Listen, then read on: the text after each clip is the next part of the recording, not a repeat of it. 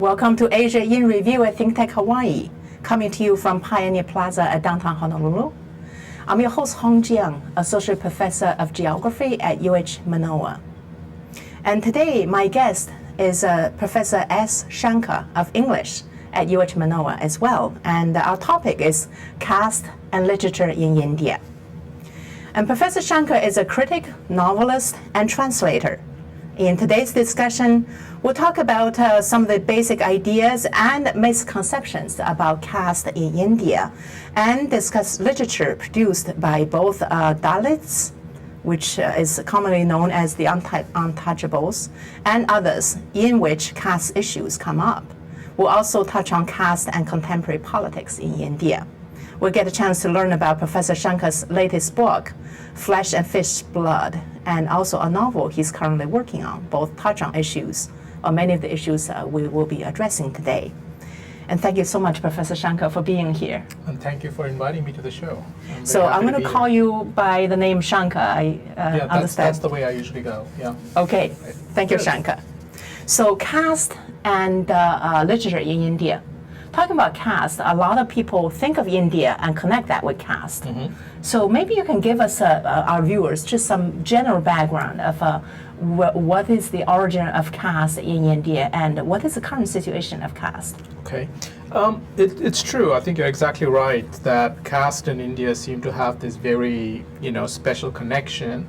The way I often put it is that during the colonial period, the British who colonized both India and Africa, whenever they thought about Africa, they thought about tribe.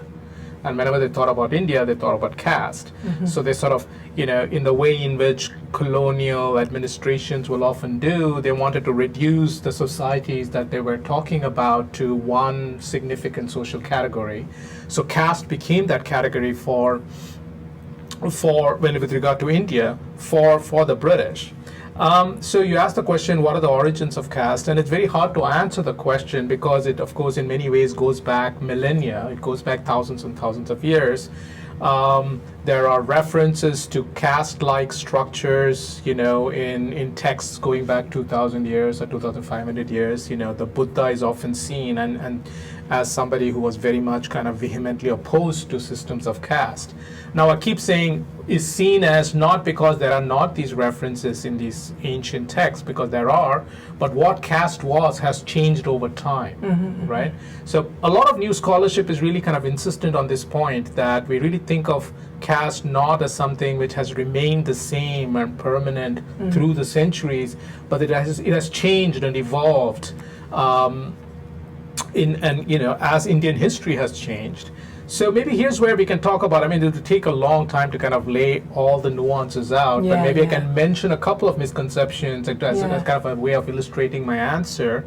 So there's often this idea that caste is very fixed and rigid, and that caste has a specific professional, each caste has a specific livelihood or profession that they follow. Now, if you look at the actual reality of caste in India, you'll see very quickly that this is not the case, that people who belong to different castes have often been kings. Mm-hmm. It's not just they come from the warrior caste, the Kshatriya, but they come from other castes. There have been Brahmins who have been kings. There have even been Dalits who have been kings, right? That's interesting.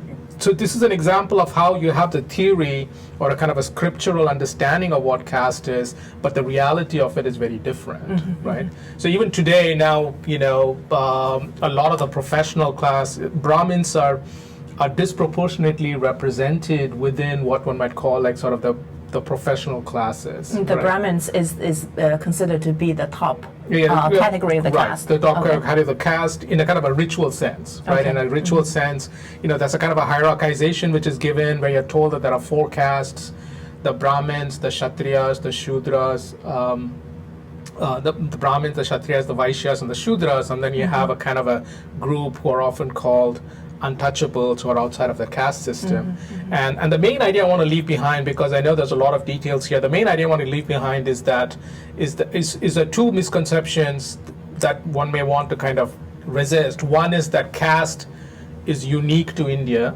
Because there's also scholarship which shows that, you can see caste-like structures in West Africa, you can see caste-like structures in Japan, So this idea that caste is unique to India and there's some kind of a very deep connection between caste and India is one idea that we may want to resist. But the second idea is that the caste system was certainly very discriminatory and there are many horrible aspects to it, none of which we should, ignore. But in all of that, we also want to understand caste as a historical category, as something which is not kind of permanent and fixed and unchanging through time. Okay, to just give our viewers some general understanding of what elements go into caste, because people here will be familiar with like a class or race or family origin, a cultural difference, or even like a profession. So is caste defined based on a combination of these different elements at any point in time, or it keeps changing? I think caste would be different from any of these other categories, and in places where caste is very significant, like it certainly is in India and in South Asian countries in general, then there will be all these intersections, right, between class and caste.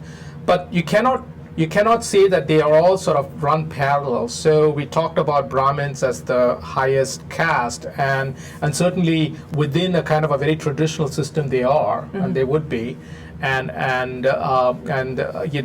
at the same time, this is not to say that Brahmins are necessarily the wealthiest people, right? It wouldn't follow that just because they're ritually of a high status that they necessarily have access to material resources. Now, it is true that Brahmins, because of their ritually high status, were able to convert that status into access to material resources. And these passed down by birth, basically, right? It's passed down by birth, unlike class, theoretically anyway. But, we also have evidence that, if you're born into a certain class, you tend to be of the same class, your children will be of the same class. But yes, here, caste is something which you inherit by birth. And caste, there are certain things which can be seen to mark caste system, which is that you marry within your own caste. So endogamy is usually a feature of it. And also there are various kinds of social practices which are engaged in as a way of marking the distinction between one caste and the other, right? So sort of not sharing food, right? So food eating practices, so that you don't share food you share food with some people in the community and you share food with other people. So there are various kinds of, Interesting. Talk about caste today in India. I understand it's not constitutional anymore. Right. But how is this caste situation in India? And here today? again, it's very complicated. So the Indian Constitution in 1950 did two things at the same time. One was, of course, it abolished discriminatory practices based on caste, like untouchability, horrendous practices, which we must say. So it kind of it certainly abolished them, so that untouchability is a punishable offense. Practice of untouchability sort of is a punishable offense. It's another matter that untouchability often continues in parts of India till today. In large parts of India, that practice is still there, and there are sort of various kinds of prejudicial behavior towards other people based on their caste status. So in a constitutional or legal sense, that has happened, but at the same time, the Constitution also reinstated caste by making a list, so that if you read Indian newspapers, you will find the term scheduled caste. It's a term which is used. Scheduled caste is a term which is often used to refer to Dalits.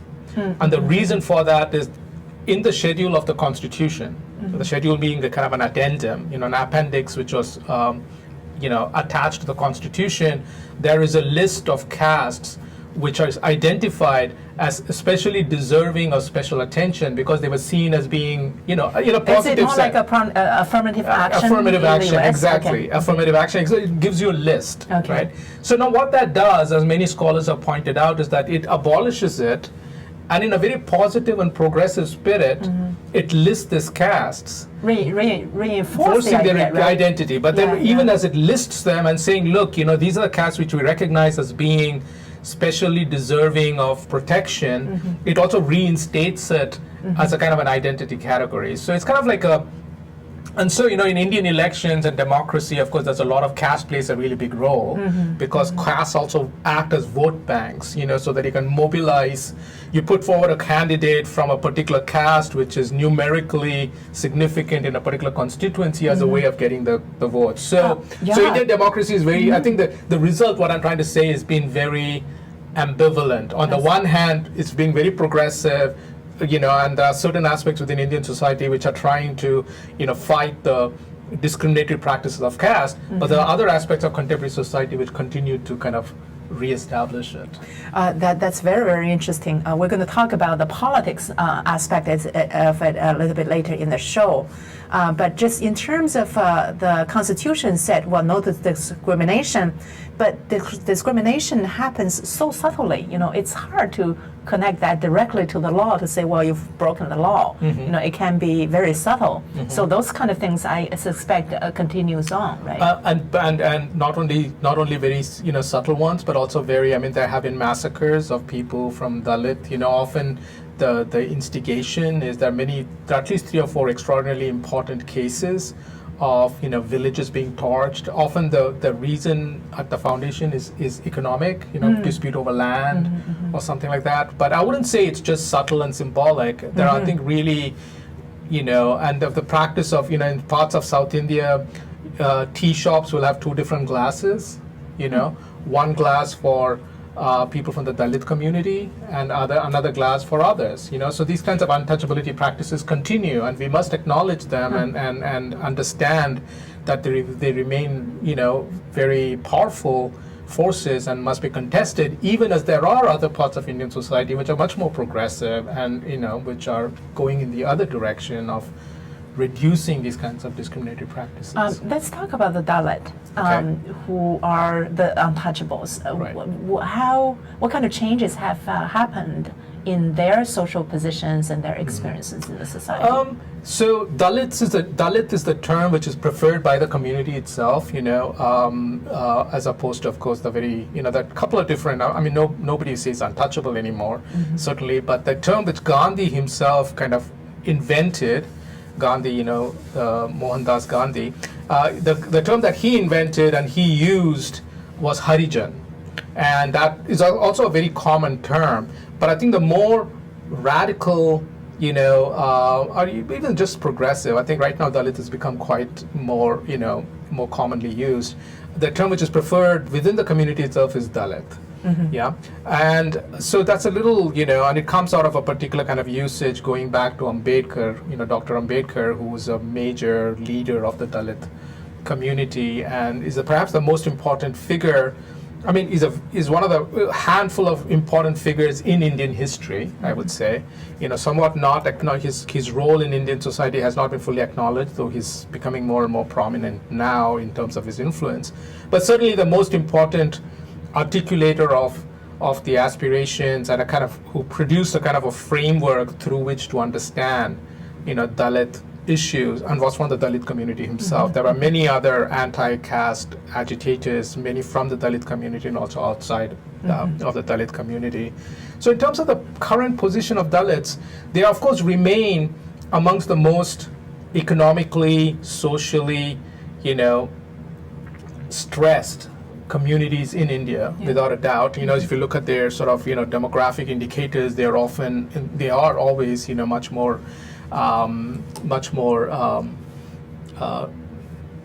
worse than that for many other communities. I wouldn't say all, but many other communities. But at the same time, there have, of course, been very powerful Dalit leaders as well, because in this very contradictory way we've been talking about, Indian democracy kind of creates opportunities even as it kind of reinforces certain prejudices. So the chief minister of the most populous province or state in India was until recently a Dalit woman. Dalit and woman. That's yes, interesting. So this is probably a good point for us to take a short break, and when we come back, we will learn more about it. This is Asia in Review at ThinkTech Hawaii, and we've been talking about caste and literature in India. We'll be right back after this short break. Aloha, I'm Jay Fidel of ThinkTech. We have some news for you. In addition to our ThinkTech TV show and our Asia in Review show on Olelo 54, as of January 1st, we're adding Community Matters to play also 2 hours a week. Check out thinktechhawaii.com for the specific times of each of these shows. We hope you enjoy all three. Mahalo, I'm Jay Fidel. Castle and Cook, Hawaii. Investing in Hawaii, creating communities, and providing for the needs of our state. Collateral Analytics, empowering the real estate industry to make better informed property investment decisions. The Foreign Trade Zone, bringing the benefits of the Foreign Trade Zone programs to Hawaii businesses and entrepreneurs. Galen Ho, a senior executive of BAE Systems, a global defense, security, and aerospace company. Hawaiian Electric Company, and its affiliates Maui Electric and Hawaii Electric Light Company on Hawaii Island. The Hawaii Energy Policy Forum, incorporating diverse perspectives to design a flexible and forward-looking energy strategy. Hawaii Energy, the state's energy and efficiency program created to help Hawaii's residents and businesses adopt a clean energy lifestyle. Hawaii Gas, helping Hawaii achieve its transition to clean energy and a better energy future. Hawaii Pacific Health, bringing technology and teamwork together to transform healthcare in Hawaii. The High Tech Development Corporation, attached to DBED, is the state's leading technology agency. The Scheidler Family Foundation, supporting educational, cultural, and charitable organizations, including ThinkTech. We're back. We're live, coming to you from downtown Honolulu. This is Hong Jiang at Asia in Review at ThinkTech Hawaii, and we've been speaking with Professor S. Shankar of English Department at UH Manoa about caste and literature in India. So before the break, we were just talking about the social conditions and status of Dalits in India. And I understand your work has, you have done a lot of writing on this topic, including a recent book, Flesh and Fish Blood. Yeah, I thought it might be, because the way we were talking, I thought it might be useful to just read a couple of pages from my book, specifically on caste, as a way of kind of clarifying what we were talking about, and then we can continue the conversation. Yeah. Okay, so the word caste is Iberian in its origins. Etymologically, it is cognate with chaste. A caste is a form of social organization emphasizing chasteness, purity of social identity. Etymology reveals the word's capture of an important aspect, purity, of the system it describes, and yet the word misrepresents in another and more crucial way. In English, the single word caste does the work generally done by two words, Varna and Jati, in most other Indian languages. As is often the case, translation is at issue here. Varna and Jati are closely related but distinct words. In English, Varna is a caste and Jati is caste. Thus, important distinctions are lost in translation. In fact, it is crucial to an understanding of the system of caste and how it works, at least in its present manifestation, to recognize that Varna and Jati are not the same. A careful attention to how Varna and Jati differ underscores the historicity of caste as a system. When it is asserted that Indian society has been divided at least since the time of the Buddha, in whose anti-caste discourses evidence for the system is seen, into the fourfold classification of Brahmins, priests, or more accurately ritualists, Kshatriyas, rulers and soldiers, Vaishyas, merchants, and Shudras, artisans and agriculturalists, Varna is being identified. Varna is this threefold classification beyond which, as a paradoxical caste of outcasts, are located the untouchables, the so-called untouchables. Varna is this abstract and theoretical categorization of Indian society, abstract and theoretical because, as anyone with any familiarity with India knows, the system of caste as it functions today, and as it did even in the Buddha's time on the evidence of his discourses, bears little resemblance to this fourfold classification. Brahmins are hardly invariably ritualists any more than Vaishyas are merchants. And in fact, Gandhi, a very political figure, came from the Vaishya caste, right? So this is an example of how people don't line up with their so-called caste identities. Yeah. And rather than 4, in point of view, there are thousands of castes across India, many of them unique to specific regions or sub-regions. Enter Jati. Each one of these thousands of castes is a Jati, not a Varna. Jatis often correlate to Varnas, that is, a particular Jati belongs to a particular Varna. But where Varna is a more abstract classification mostly found in texts, Jati is an actual socially and culturally delimited community to which an individual belongs. So in the contradictory everyday life of Indians, mostly Hindus, but often other religious groups too, Jati carries more importance than Varna.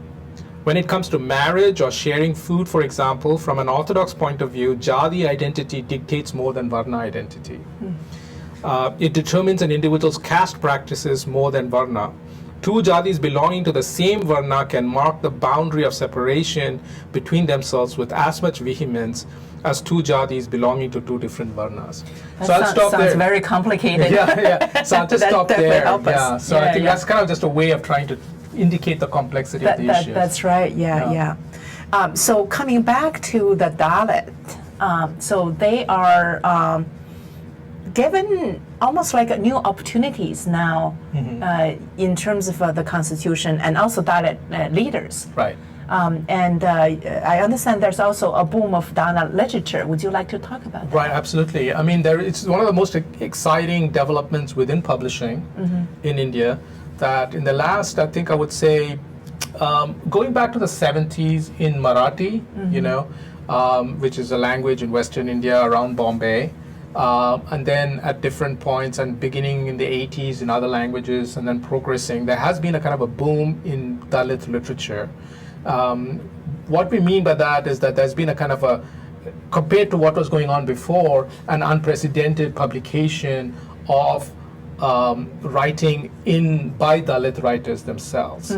Now, you have to understand that, of course, for the reasons that we have discussed, the discriminatory practices, Dalits, of course, did not have access to literacy in really significant numbers until very recently. And so, they had very beautiful and very important cultural forms, but they didn't necessarily produce literature in the way in which we understand it, like written texts, which are published, because they didn't have the literacy, they didn't have access to the publishing opportunities. So all of that has changed.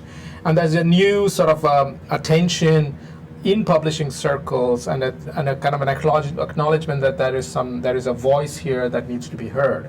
Now, I don't want to overstate the case. Clearly most of the books being published still are not by Dalits, and they're not at all being represented in numbers proportionate to their actual, demographic status. But certainly there has been a kind of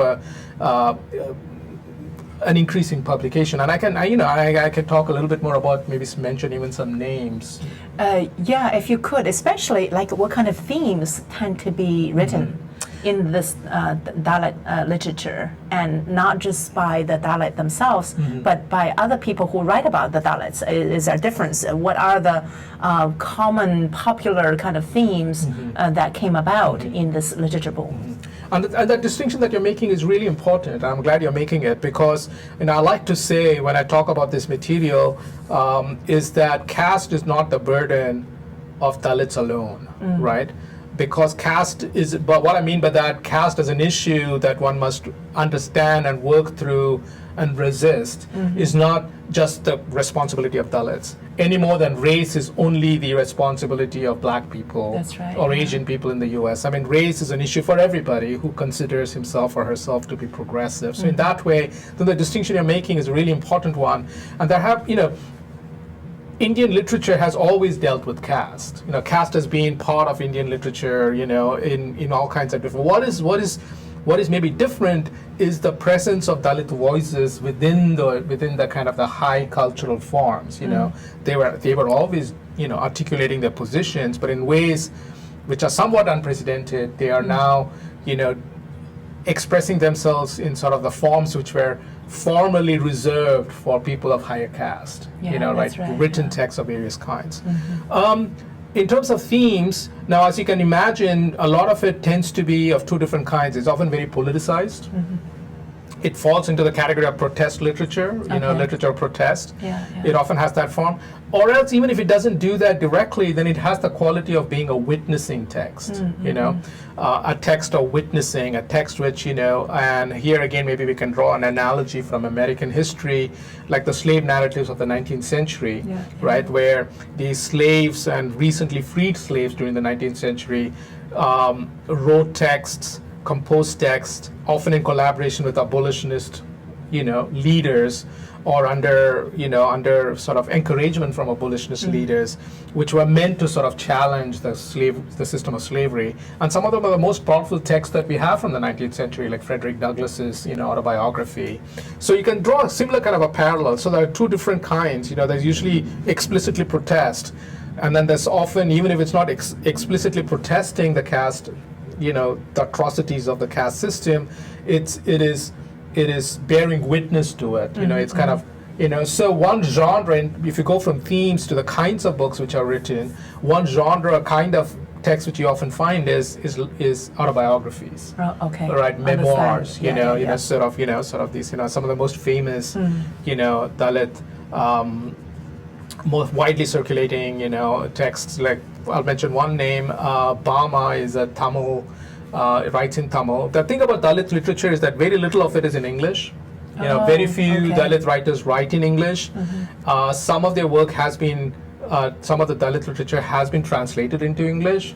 But if you look for it in English, you will find some material, but not as much as would be available. So most of the Dalit writing, of course, happens in languages like Marathi and Hindi and Tamil and a couple of other languages. Yeah. So it's time for us to take another break, and when we come back, we'd like to learn more about your work, which also touches on this caste and Dalit. So this is Hong Jiang at Asia in Review, and we've been talking about caste and literature in India. We'll be right back after this short break. I'm Jay Fidel. That's Sharon Moriwaki of the Hawaii Energy Policy Forum. And every Wednesday we have Hawaii, the State of Clean Energy. We've been doing it for some time now, and we have some fantastic guests on there, unbelievable guests who give us insight into what is going on in a very complex, sometimes very confusing, sometimes very disappointing area of progress in the state. So we love doing this. We love meeting them. We love talking to them. We love having their ideas out on the table. So maybe, just maybe, we can all make some sense of what's going on. Sharon, what do you think? I think it's absolutely correct. We enjoy ourselves meeting with all these people and hearing about the energy and the state of clean energy, and hopefully we advance clean energy for the state. So it's terrific. Join us. Okay, it's every Wednesday. Okay, Wednesday is Energy Day. Every Wednesday, 4 to 5 p.m. Hawaii, the State of Clean Energy, here on ThinkTech Hawaii. Most of that work that you're mentioning is in my last book, Flesh and Fish Blood, from which I read just a few moments ago. And that book, which has the subtitle, in a very academic subtitle, Post-Colonialism, Translation and the Vernacular, really deals with those issues. It's sort of talking about, translation questions and about post-colonialism, which one might define as issues to do with societies which have gone through an experience of colonialism, as did India with British colonialism, and the sort of, both the experience of colonialism itself and what comes afterwards. When I began, and that's my background really, my first, my previous critical book doesn't really deal with caste at all, and is about travel narratives to India and Africa. And this is by way of background to get to your question about, about caste. So I started, so I have, I'm also a novelist, but as a critic, this is the kind of work that I've been doing, within post-colonial studies. So I got this idea that I wanted to make a certain kind of intervention in post-colonial studies, and I'm not going to go on too much about that, but essentially the idea was that I wanted to talk about literatures and texts not written in English, because post-colonial studies has generally focused on English language material, of which there's a lot in India, because India has a long tradition. English is an Indian language along with the language of other countries. So where does caste come in? And where does Dalit literature come in? I very quickly discovered that I could not do that without engaging with, questions of caste. because Okay, questions of yeah. caste were really central to that, even that distinction between English and not English. And within these, and I was very quickly discovered at that point that, in Tamil, the boom in Dalit literature was just getting started. And I very quickly discovered that most of the interesting stuff, a lot of the interesting stuff, I wouldn't say all of it, is really, is with regard to the boom in Dalit literature. So I guess the answer is that, if you once you shift your attention away from, English language material, you begin to see these other issues. And that's how I came to Caste, of which there is, I have quite an extensive discussion of it in the book. And I also have a chapter on Dalit literature in Tamil. But I sort of came to it in that way. I see. And I'm happy now that, perhaps the book is making a contribution in this way as well.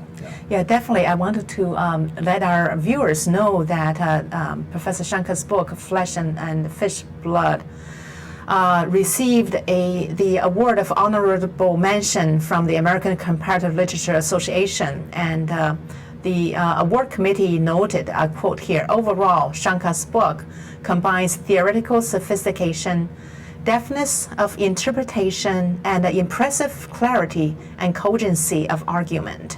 It makes a compelling claim for rethinking post-colonialism within the framework of a comparative vernacular literatures and makes a much-needed case for a more capacious curriculum. And you can learn more about Professor Shankar's work at his website, which is sshankar.net. It's sshankar.net. So let's talk about politics. And Indian elections coming up in 2 months. Yeah. And how does caste play a role here in the modern politics in India? Yeah. In multiple ways, and that's, it's again something we have to acknowledge, the complexity and the nuances which are involved. I mean, one immediate way is, of course, at the level of vote banks, right? I mean, so that there will continue to be, this has happened in previous elections, and it will continue to happen in the upcoming elections, which will be an attempt to sort of mobilize votes in certain constituencies based on who is the numerical majority in caste terms, right? So I guess I'm ignorant in the kind of Indian politics here. It's a democracy, Yeah. and they're multiple party, right? Right. Do people have more allegiance to the party or to the caste? That's an excellent question. I would say that mostly it would be not only to caste, it would differ of which constituency you're looking at. So in the cities, it might not be caste so much, or in certain parts of India where there are very strong anti-caste, movements, it may not be caste so much. Though ironically, in some of the same parts of India where there were very strong anti-caste movements, caste could be a major vote bank because, there's a strong sense of resisting upper caste, hegemony, but mobilizing sort of, your own, caste identity in terms of elections. So it's a complicated, and I don't want to give the impression that this happens across India, because I think what I'm trying to convey is that it's kind of differs from often from constituency to constituency. Okay. But it will be the case that in many parties, a pragmatic choice will be made, a calculation will be made that in this constituency, we want to try and find a candidate who belongs to this particular caste, because in this constituency, this caste is in a numerical majority. Okay. So we have a candidate from that caste, he or she, mostly he, but will be able to mobilize votes much more easily. So that is one way in which it will work. But I think there are also specific, this is the first, the Congress party has been in power for 2 terms, and now they're trying to, the elections are being held, and most predictions are that they're going to lose very badly because of corruption questions. And the party which is likely to benefit is a kind of a Hindu fundamentalist, has for Hindu fundamentalist kind of associations, which is of course the BJP, and whose prime ministerial candidate has a very horrid record in Gujarat with regard to his antipathy towards Muslims, and in all likelihood was participated in at least allowing the massacre of thousands of Muslims to go forward. Now, how is all of this relevant with regard to caste? I think there will be very complicated mobilizations by both the Congress and the BJP in different ways. And the other thing to keep in mind, is that as important as the BJP and the Congress, which are national parties, are many regional parties, which are the dominant parties in their own region, and neither the BJP nor the Congress is going to make any inroads in that region, but the regional party will actually win the seats in that particular part of India. And many of these parties are also caste-based parties. For those who are interested in the election in the modern kind of Indian politics, in the next 2 months, what should they watch out? What should they watch for? Yeah, I think well, some of these issues that we're talking about, the other really major issue is that of corruption. I think there are sort of startup parties which are in some ways very promising, and the issues that of corruption. There are of course aspects. We seem to be feel drifting away from the issue of caste, but that's not really true, because you can look at caste in many different ways, and of course corruption. People of lower caste are also of lower economic status, and corruption often hits them the hardest in particular ways because they don't have the resources to either benefit from a system of corruption, as in receiving bribes or giving bribes. So I think corruption was one of the major kind of issues which is roiling the kind of electorate in India. And so new information keeps coming out about certain politicians and their behavior. And the behavior. And the Congress, I think, has been under a lot of, because there are very clearly demonstrated corruption scandals with regard to the Congress, which is not to say that the BJP is not corrupt, but they just haven't been in power, so they haven't had the opportunity to be corrupt in the way in which the Congress has. Let's take our last break of the program. This is Asia in Review at ThinkTech Hawaii, and we've been talking about caste and literature in India, and we'll be right back after this short break. Aloha, I'm Maria Kashem of ThinkTech Hawaii, and I want to tell you about our ThinkTech talk shows. If you didn't know it, ThinkTech streams video and audio for all of its shows live on the internet from 2 to 5 p.m. every weekday afternoon, and we replay them all night long on ustream.tv. Visit ThinkTechHawaii.com for our live stream and YouTube links. Raise your awareness on ThinkTech. I'm Maria Kashem, and I'll see you there.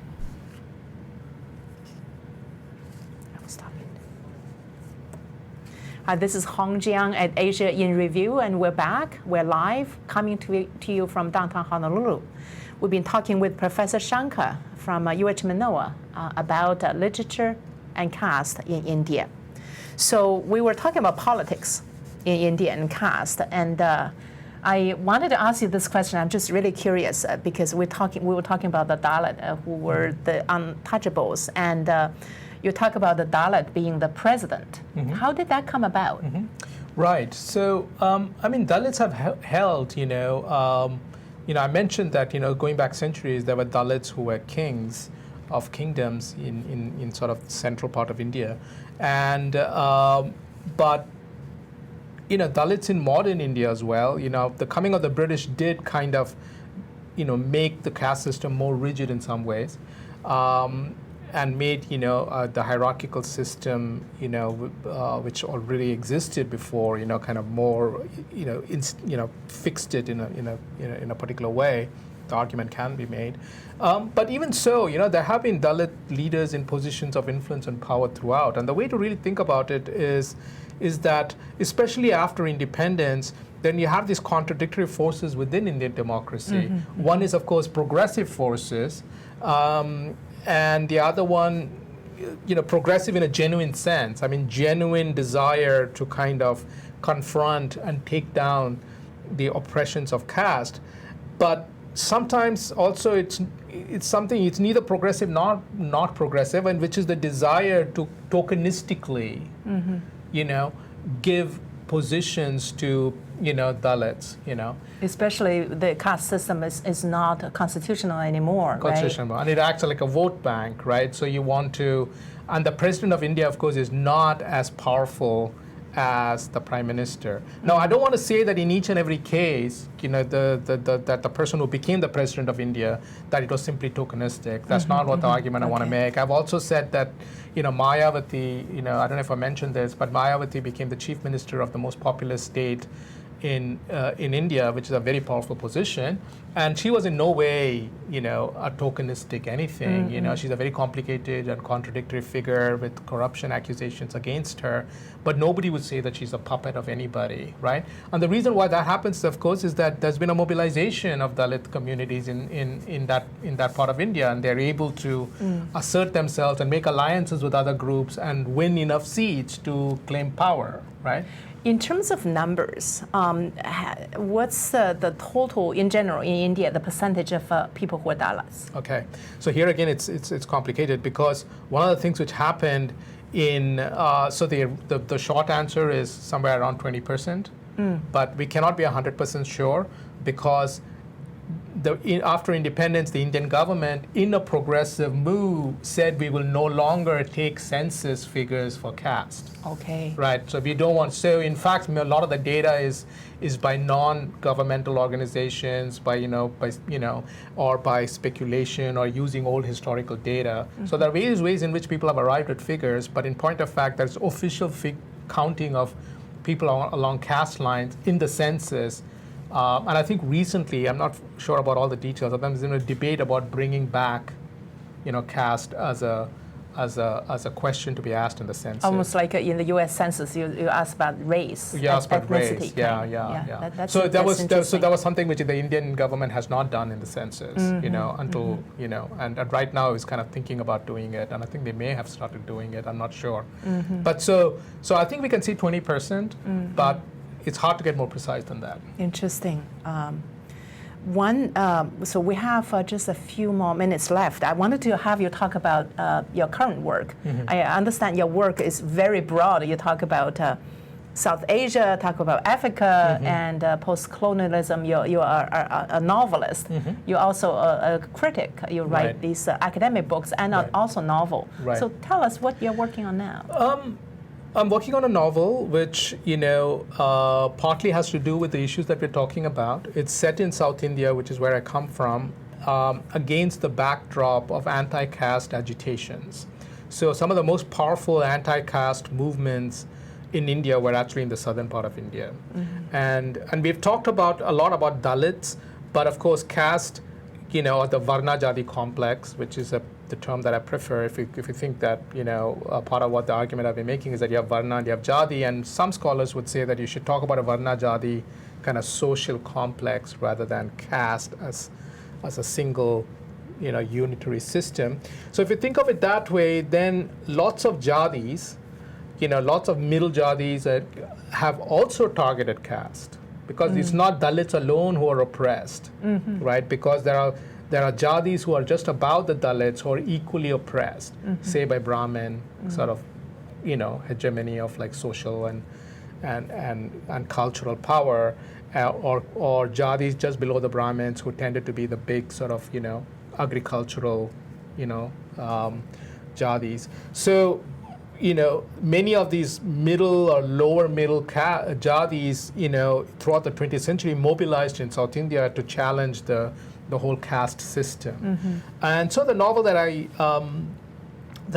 working on right now, which has the tentative title, Ghost in the Tamarind, is kind of set, is two families, one Dalit and one Brahmin, against the background of these anti-caste agitations, and the sort of, the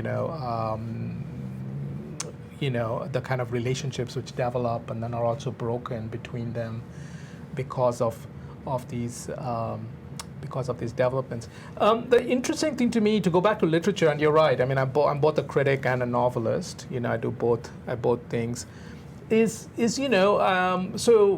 really to kind of, I think what I try to do in the novel, through imagination, in the way in which literature can do it, is to really kind of, challenge the sort of stereotypes we have about castes, and also the history of anti-caste sort of, agitation. I really want to kind of explore, but I also want to explore the sort of the emotional, life, the emotional content of it. It's not something which scholarship can do in quite the same way. That's right, you know, yeah. so the novels are able to do that. You know, you can invent stories and enter into the sort of emotional lives of you know, the emotional kind of baggage which accompanied this, you know, this very complicated history that we've been talking about. Interesting. So your novel is almost like an extension of your critic work. Yeah, I mean that's one way. I mean, people who have read, you know, both my criticism and my novel, because I have 2 previous novels, and you know, I've written a critical book and some essays, often will point out to say, well, oh yeah, I can see, you know, this kind of resonances and connections. And you know, sometimes it's deliberate, but mostly it's not. What happens is that I get interested in a particular issue, and I often pursue it through my criticism. But I'm also, you know, something triggers in my head, and I have an idea for a novel, and then I kind of write it.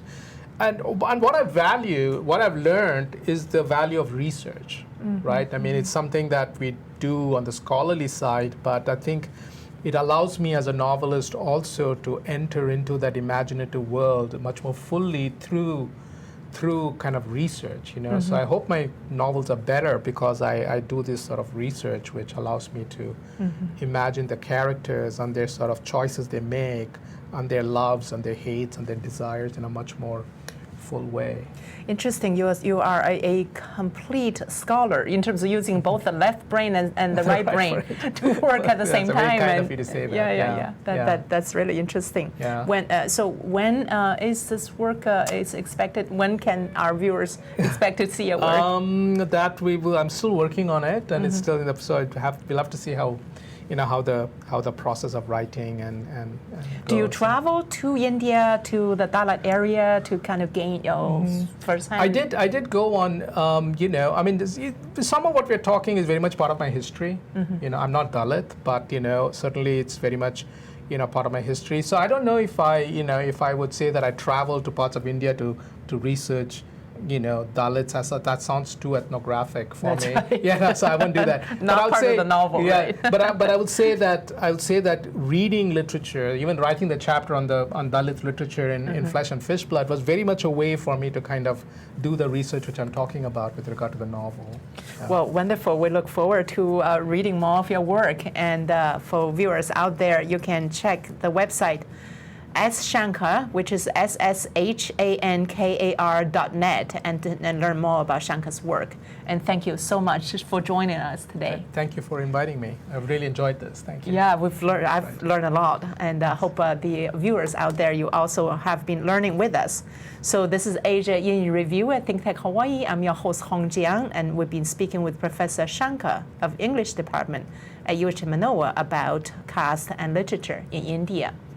And I want to thank our viewers for tuning in, and thank our production manager, Ian Davidson, communications director, Chrissy Golfican, and our producer, Jay Fidel.